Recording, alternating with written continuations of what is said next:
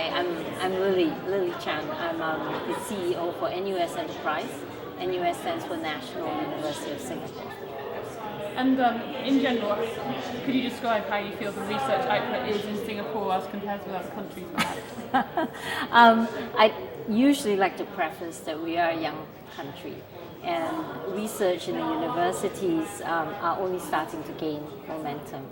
And NUS, our university, is ranked amongst the tops in the world, and it's all based on the research impact, citation, faculty-student ratios. I think we've done well, relatively, compared to a lot of other institutions in the region. What does your role entail?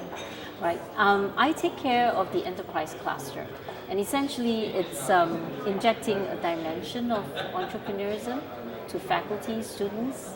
How do we commercialize, or how do we make use of the knowledge and the assets the university has? And for example, they could be technologies, they could be teaching methodologies. These are all assets of the universities, as well as getting students excited about starting either their own companies or working for smaller companies. The thinking in Singapore has always been all these years, and it's a very Asian thinking. You work for a big corporation, you become a doctor, you become a lawyer, an accountant. Nothing wrong in that. Part of what I've done in the last several years in our university is to say to be an entrepreneur is another profession. Just try it. So that's part of the things. And someone said very interestingly earlier that you have to sometimes national policy around parents, the thinking of parents can help. It's not about parents per se, but we do need to educate, and what we're trying to do in terms of innovation, commercialization, getting a PhD, being a professor, these are all the standard thinking models and the classical thinking models. Are there any other models that we can think of in today's generation? A young person coming out from a university may have 10 jobs in the next 10 years. Is it wrong? In the older generation, may be wrong, but it may not be. So I think parents need to be educated.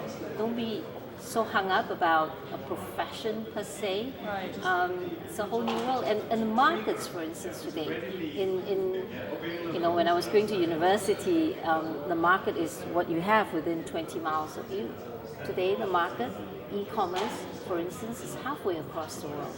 So we need to think differently. We need to educate students, we need to educate faculty, researchers, to imbibe this sense of the world is the market. So do you actively advocate this mindset when you're attracting students? You talk about having 6,500 in 1 year, that's a lot of students. Do you think they choose you because of that mindset you have?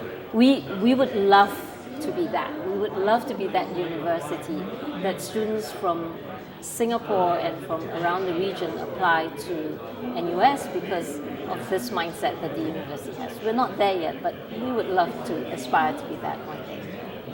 And what are you hoping to take home with you from having learned other perspectives from other countries here? I think every university that is represented here, all of us are facing the same issues, or we are facing the same challenges. We are trying to get the technologies out. We're working very hard to work with industry. I think, is there a particular formula? I'm not quite sure. I think it's the intent is there.